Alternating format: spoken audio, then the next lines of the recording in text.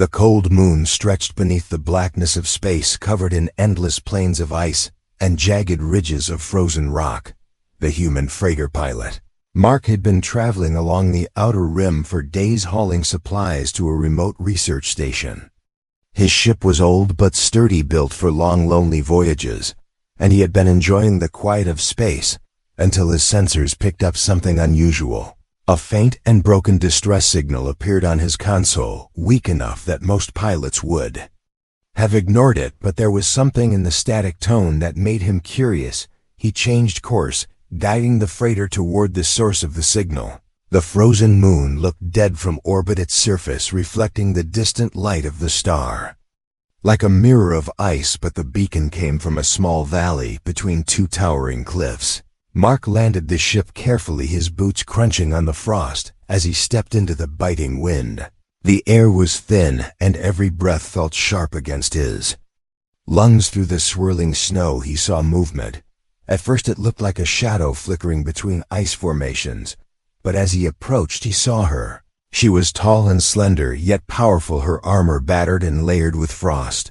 She held a long energy spear in one trembling hand. The alien woman swayed slightly on her feet, her posture still carrying the pride of a warrior, but her body was failing against the brutal cold. Her eyes, sharp and golden, fixed on him with a strange mix of defiance and desperation. When he came closer, she tried to lift the spear, but the weight was too much for her. She managed a few words, her voice hoarse and shaking. She pleaded for refuge aboard his ship, explaining in broken but clear speech that she could not survive much longer out here. Her people, she said, had been hunting the great ice beasts of this moon, but a storm had torn her away from her hunting group. She had wandered alone in the frozen wastes with little food and no shelter, and now the cold was winning. Mark hesitated. He had heard of her species before. Fierce territorial warriors who rarely spoke with humans, except in tense trade negotiations or on battlefields. He knew enough to be cautious. Allowing an armed stranger on his ship was a risk, and her kind were known for holding grudges. Yet as he looked at her shivering form, he saw how her legs shook with every step and how the frost clung to her skin where her armor had cracked. She was not here to fight him, she was fighting to stay alive. The wind grew stronger, cutting through his suit, and he knew that if she was in this condition, now she would not survive another hour outside. He gestured for her to follow him back to the ship, keeping his movements slow so she would not think he was tricking her. She stumbled once, falling to her knees, but pushed herself back up, refusing to be carried and walking under her own power inside the freighter. The air was warm compared to the icy world outside. Steam curled from her armor as the frost began to melt. She stood near the entryway, at first her spear still in hand, eyes darting around the small but well-kept cabin as if unsure whether to trust what she saw. Mark pointed toward the bench near the heating vents, and after a long pause, she sat, her body shuddering as the warmth began to seep in. He moved quietly, bringing her a thermal blanket and a mug of heated, rationed drink that smelled faintly of spice. She looked at both items suspiciously, but after watching him take a sip from his own mug, she accepted. She drank slowly, each swallow easing some of the stiffness in her voice.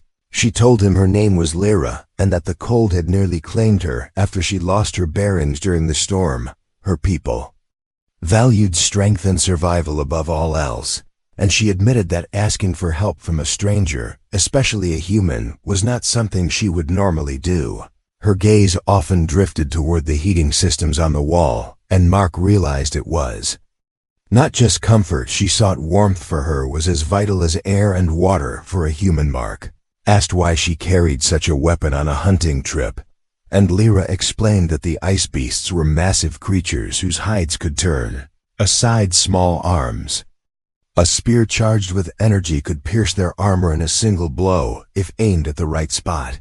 She spoke of tracking the beasts across the plains through nights so cold that the stars themselves seemed frozen above. She spoke of the pride her people felt when a hunter returned victorious, and the shame when one returned empty-handed or not at all.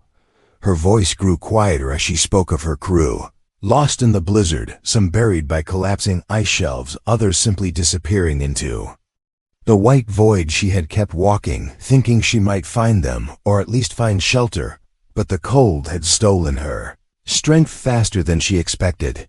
She glanced at him, then away, as if ashamed of the state he had found her in. Mark listened without interrupting. His instincts told him to keep his guard up.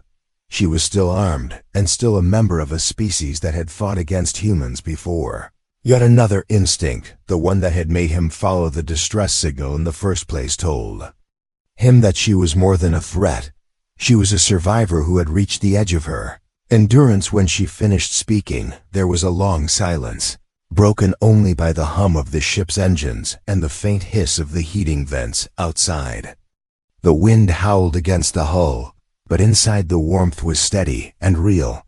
Mark knew she might never thank him, and might even regret showing weakness in front of a human, but for now she was alive, and that was enough. He decided he would keep her aboard until she was strong enough to decide her next move, and until then, they would share the space and the heat that kept both of them alive in the cold. The ship drifted in low orbit above the frozen moon, its engines idling as if resting from the effort of landing and lifting off again. Inside the cabin, the warmth had begun to chase away the stiffness in Lyra's limbs.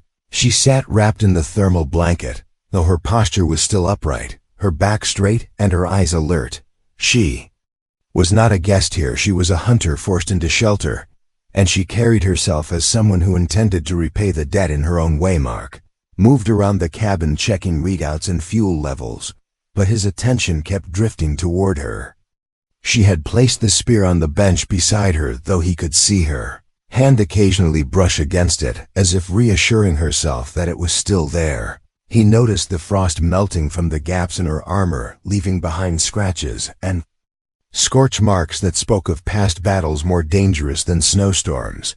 He wondered what kind of life it was to spend your days tracking giant beasts in a land where the ground never thawed and the air could freeze exposed skin in seconds. Lyra's gaze moved over the walls of the cabin, studying the panels and switches. Her people lived by the hunt, not by technology, and she seemed fascinated by the glowing indicators and the hum of hidden machinery. She asked questions in a careful tone, wanting to know how the heating system worked, how the engines could move the ship through the void, and how a human could travel so far alone. Mark answered in simple terms, explaining that the heat came from the same power core that kept the ship moving, and that a human pilot could make long trips with enough supplies and the will to see them through. As the hours passed, she began to shift her seat closer to the heating vents.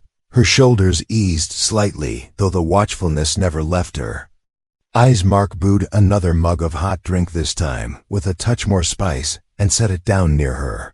She hesitated again before taking it, but when she did, her fingers lingered around the mug as if she was holding more than warmth. She told him her species could endure cold for a time, but deep warmth was rare in their world and often came only from the body heat of their hunting clans.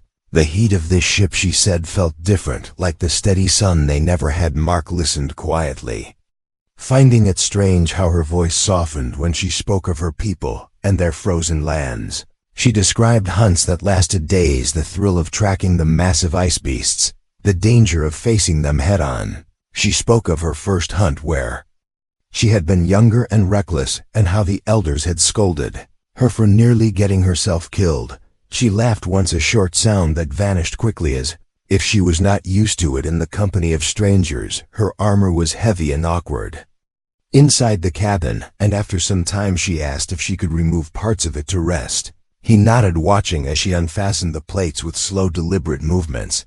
The armor beneath the frost revealed a dark, flexible suit marked with faded insignias. Her skin had a pale shimmer in the cabin light, and the scars across her arms told of old wounds healed long ago. She folded the pieces neatly beside her spear, a habit of order that spoke of discipline. Mark began to notice the way she glanced toward the stars outside the viewing port. Her eyes lingered on the endless black, speckled with distant lights. She admitted that she had never left her homeworld before this hunt. Her people rarely traveled beyond their system, and even then only to worlds with the same frozen breath of home. She had never seen a warm sun or felt the air of a living forest.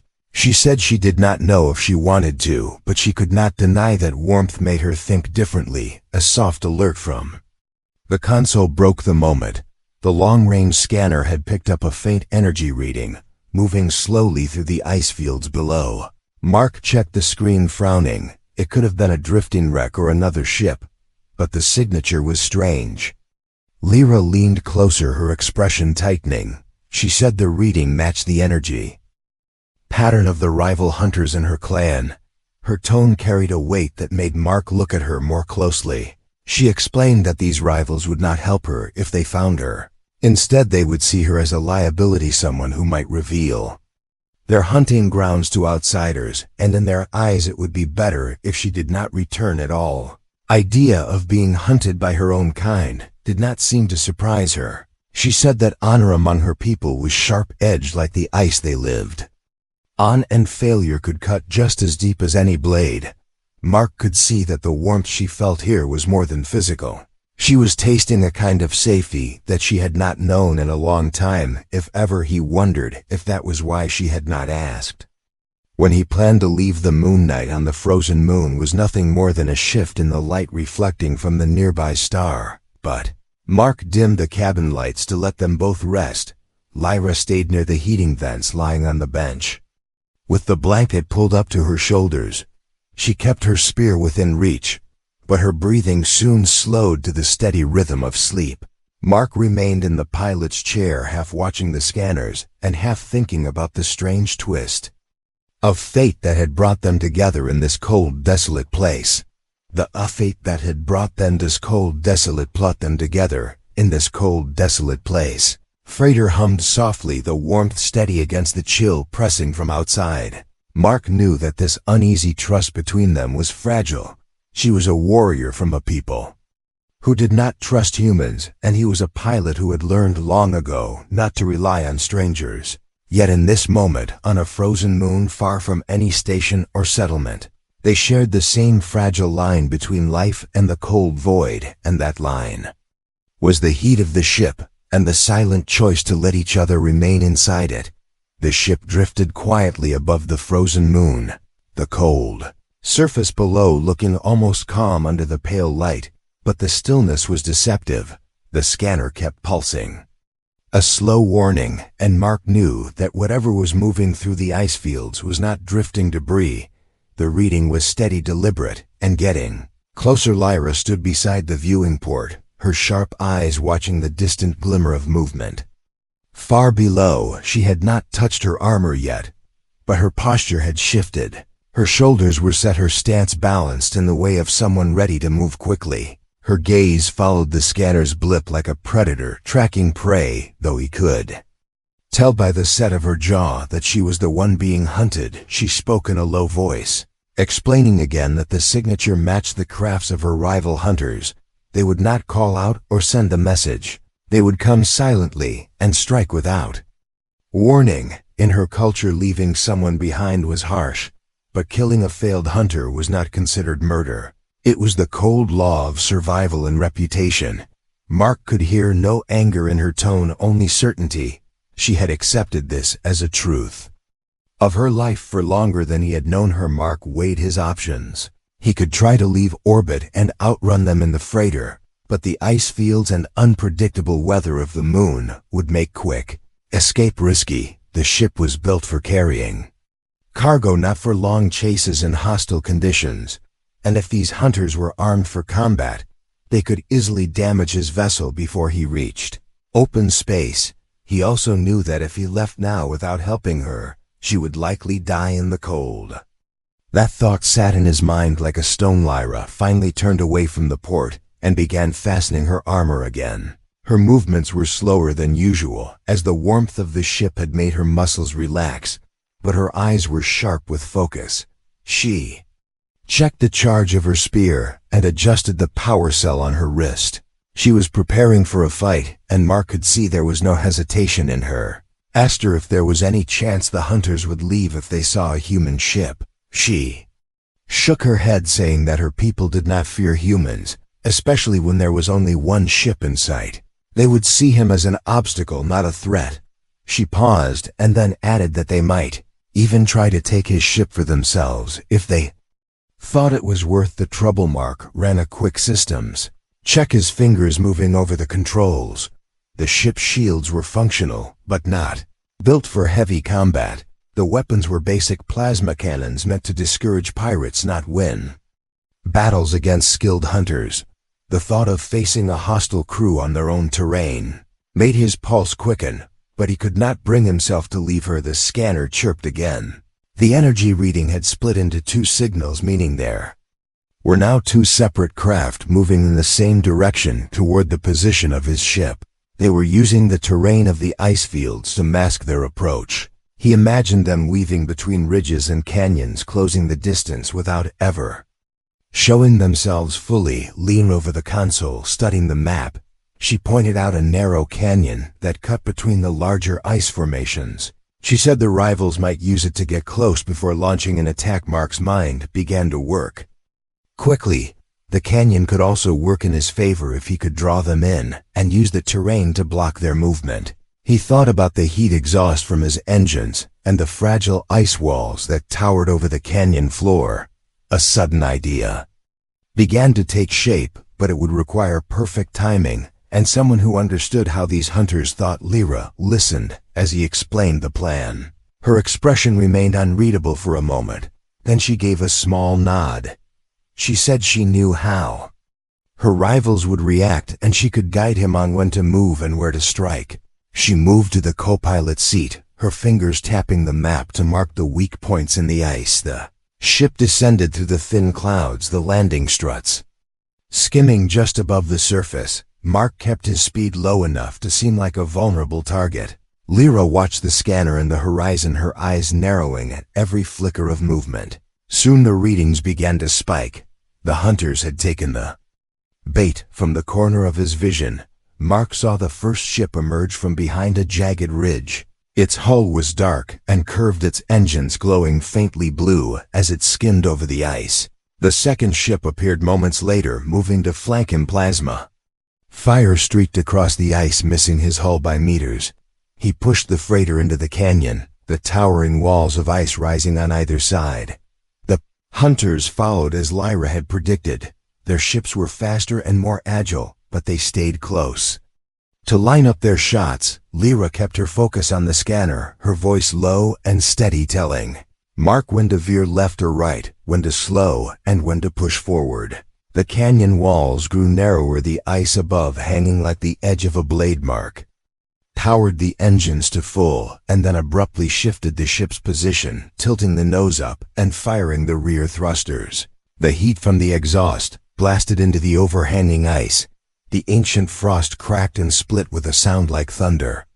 Massive chunks broke free and tumbled down toward the canyon floor. The lead hunter ship swerved too late, the ice striking its hull and sending it spinning into the canyon wall. The second ship managed to avoid the worst of the collapse, but the falling ice blocked its path, forcing it to retreat. Mark pulled the freighter up out of the canyon, climbing into open air again. Lyra watched the scanner until the rival signals faded from range. She exhaled slowly, her grip on the console loosening. Only then did she lean back in her seat, the tension in her frame easing, though her eyes still held the sharpness of someone who knew this was not the end of the danger. The cold moon stretched beneath them, once more silent and still, but the silence now felt different. Mark knew they had just crossed a line from strangers, sharing warmth, to allies sharing risk, and that line once crossed was not easily undone. Freighter rose higher through the thin, icy atmosphere, leaving the shattered canyon far below. Mark kept his eyes on the scanner, watching for any sign that the rival hunters had turned back, but the reading showed only faint static. Lyra sat in the co-pilot seat, her spear resting against her knee, her armor still scratched from the storm, yet her focus as sharp as ever. She had not relaxed completely since the chase. Her kind knew that enemies rarely gave up after one failed strike. Mark steered the ship toward open space, but the route out of the moon's gravity well was Long and exposed, he could feel the tension in his shoulders, and in the silence between them, outside the cold stars gleamed over the endless white plains of ice and ridges that cut shadows under the dim light. Lyra leaned forward, studying the map. As if trying to see every possibility before it could happen, she pointed to a cluster of ridges ahead, saying they could use the natural formations to hide their heat signature for a short time. He followed her direction, guiding the freighter between the jagged towers of frozen rock. The engines echoed softly against the ice, their sound swallowed quickly by the emptiness of the moon. They passed through narrow gaps and over frozen valleys, while Lyra scanned the shadows with the eyes of a hunter, trained to spot movement that others might miss. Minutes passed in this slow, careful flight, until the scanner flickered again. Mark's stomach tightened. The rivals had not given up. They had split their approach, one craft rising high above the atmosphere, while the other moved along the surface. Their plan was clear. One would block the escape path, while the other tried to corner them from below. Lyra's jaw tightened. She told Mark that the one above would have the advantage of speed, while the one on the ground would use the terrain for cover. If they reached the freighter at the same time, the outcome would be grim. Mark's mind turned quickly, searching for a solution. His ship was not built for combat, but speed and skill could level the odds. He asked Lyra if her spear could be adapted to the ship's weapon systems. She considered this for only a moment before standing and moving toward the weapons console.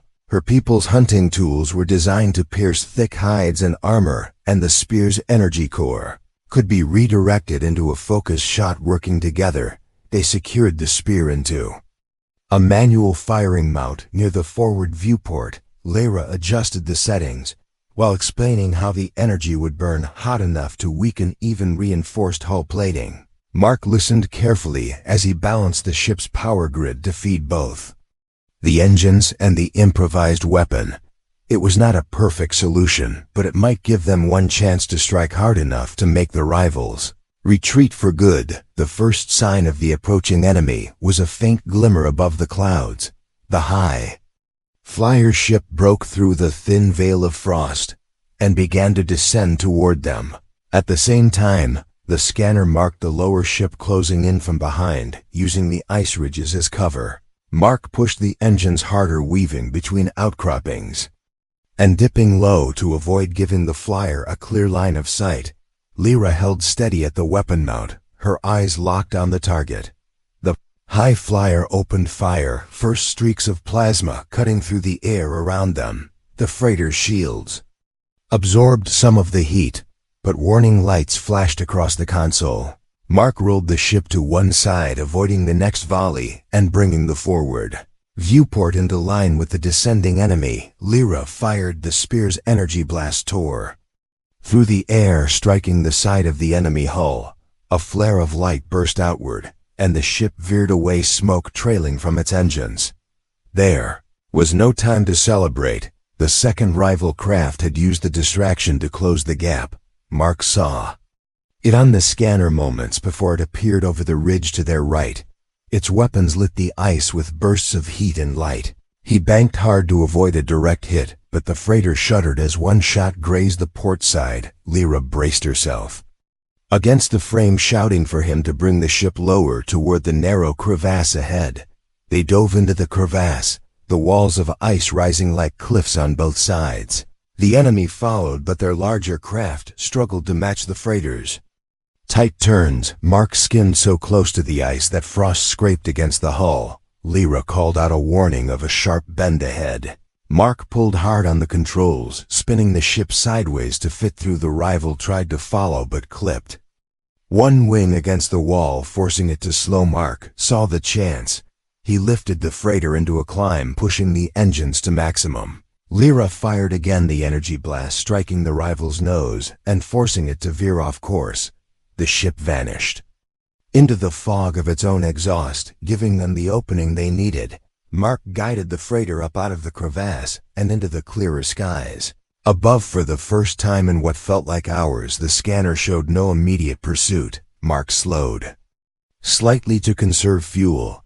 His hands were steady on the controls, but his breathing was heavier than before. Lyra returned to her seat, still gripping the spear. Her armor was scuffed, her hair damp from the heat of battle, but her eyes were bright with the satisfaction of surviving against the odds. She told him that in her people's way of thinking, this fight had already bound them as allies. She owed him more than a simple thanks, and such debts were not easily broken. Mark did not answer right away. Instead, he looked out at the frozen horizon below, where the ridges and plains stretched to the edge of sight. Somewhere down there, the rivals would regroup, nursing their damaged ships and deciding whether to try again. But he knew that each time they met, the risks would grow higher and the choices harder. Still, he felt a strange certainty settle in his mind. He would not leave her behind, not now, not after what they had faced together. The freighter moved steadily away from the frozen moon, its engines humming in the quiet as the jagged surface fell further behind. The scanner showed only the faint echo of the rival ships far below, and no sign that they were giving chase. Pale light of the distant star washed over the hull as they climbed higher toward open space. Mark kept one eye on the instruments, but his mind was still replaying the chase through the canyon and the sharp flashes of danger when the rivals had almost caught them. Lyra sat in the co-pilot seat with her spear across her knees. The battle had left its mark on her armor, and the faint scorch along her shoulder told of a near hit. But her movements were steady. She had spent the last hour in silence, her gaze fixed on the stars, as if measuring something far beyond the reach of the ship. Finally, she turned toward him and spoke in a voice that carried a weight far heavier than the cold she had escaped. She said that in her people's way of life, a debt for survival could never be ignored. To save the life of a hunter was to claim a place in their story, and such bonds lasted until the debt was repaid or the life was given back. Mark listened without interrupting. He had not rescued her for reward, and yet he understood that this was not something she could simply set aside. She told him that if he wished, she could leave at the next neutral station, but her tone made it clear she did not want that. She wanted to remain, not only because of the warmth of the ship, but because they had fought side by side and survived. Her people respected strength and cunning, and she had seen both in him. Thought about his usual journeys across the rim, hauling supplies and trading goods with stations where faces came and went without meaning. He had grown used to the quiet and the solitude, but something in him had shifted during their time on the frozen moon. The memory of her shivering in the snow and then standing at his side, ready to face her own kind, was not something he would forget. He told her she was welcome to stay as long as she wished. Her eyes met his, and she gave a slow nod. Not as a gesture of thanks, but as an acknowledgement of an agreement made between equals. She said she would learn the workings of the ship and help defend it should danger come again. Mark felt no need to argue. The thought of having another capable hand on board felt less like a burden and more like a shield against the long, empty stretches of space. They set a course away from the moon toward a trade hub on the edge of known space where Mark planned to restock supplies. Lyra moved through the cabin, studying every part of the vessel with the focus of a hunter. Learning a new hunting ground, she asked questions about the controls, about the navigation charts, about the storage compartments, and the maintenance hatches. He answered each one patiently, and soon she began to move with more familiarity, as if the freighter was no longer a strange cage but a new kind of territory. In the quiet hours between systems, Mark found himself watching her adapt. She began wearing lighter clothing within the ship, leaving her armor in the cargo hold. Though the spear never left her side, she still stayed close to the heating vents when they were idle, but her steps carried more confidence than when she had first boarded. They shared meals of ration packs and hot drinks, and though their conversations were brief, they grew easier with each passing day. One night, as they crossed the dark stretch between stars, the long-range scanner picked up another ship trailing behind. Mark felt the familiar rise of tension, but Lyra studied the readings and said it was not a threat. The signature belonged to a merchant convoy moving along the same route. For a moment he realized how quickly her voice of caution had become something he trusted almost without thinking. When They finally reached the trade hub. The station lights glowed like a cluster of small suns against the void. Mark docked the freighter and began the slow process of refueling and resupplying. Lyra walked beside him through the station's markets, her eyes scanning every face and every corner with the instinct of someone who had lived too long in dangerous places. She asked about the goods they were buying and listened carefully when he explained the barter systems used in the rim before they departed again. Mark noticed her standing at one of the observation decks, staring out at the freighter and beyond it to the black sea of space.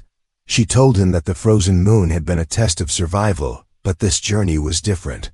Out there, she said, every star was a new hunt, every port a new trail to follow, and the thought of endless paths ahead filled her with the same energy as the chase of a beast across the ice.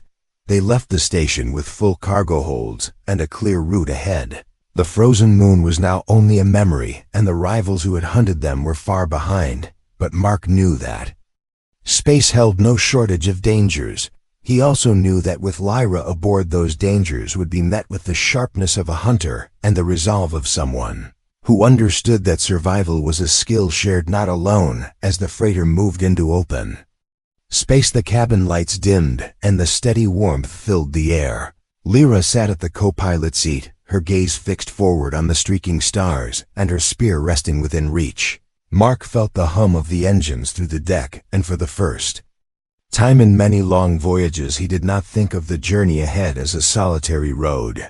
They had left the cold behind, but the bond forged there remained unbroken and stronger than any frost.